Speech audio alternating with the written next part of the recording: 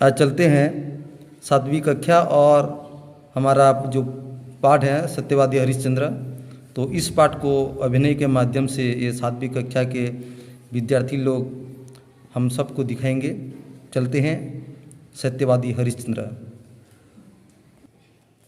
राजा हरिश्चंद्र अयोध्या के प्रसिद्ध सूर्यवंशी राजा थे, सत्यव्रत थे।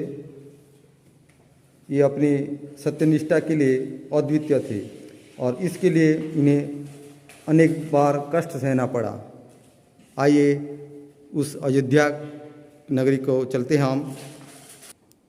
अयोध्या के राजा श्री श्री श्री राजा हरिश्चंद्र दरबार पर पधार रहे हैं।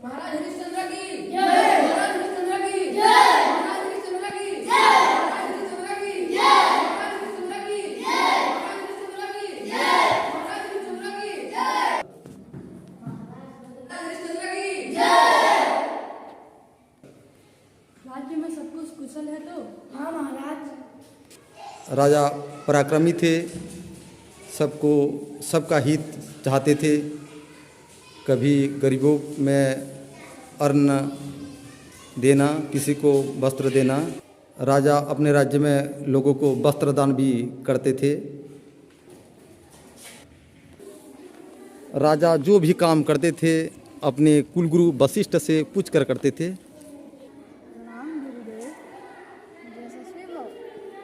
राजा अपने गुरु को बहुत भक्ति करते थे। जो भी बात अपने कुलगुरु वशिष्ठ कहते थे उनको वो पालन करते थे। ऐसे सत्यवादी राजा बहुत कम मिलता है देखने के लिए। राजा हरिश्चंद्र बहुत दिन तक पुत्रहीन थे।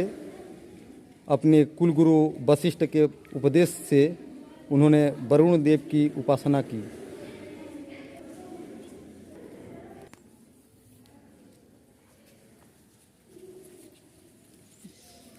तारामती हरिश्चंद्र की पत्नी थी। वो सभ्य देश के राजा की पुत्री थी, इसलिए उन्हें सभ्या भी कहा जाता है। वो भगवान को बहुत मानती थी, बहुत सरल सुशील थी। वरुण देव को बहुत उपासना के बाद राजा के एक पुत्र जन्म लिया जिसका नाम रोहिताप्स।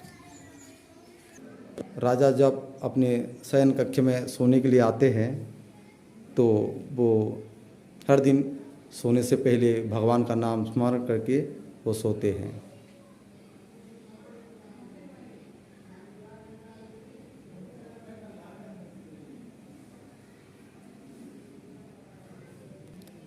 राजा ने एक दिन स्वप्न में देखा कि अपनी अयोध्या के सारे अयोध्या को अपने गुरु विश्वामित्र को सब कुछ दान कर रहे हैं। अपने राज्य के सभी लोग, सभी संपत्ति, सब कुछ वो दान कर रहे हैं।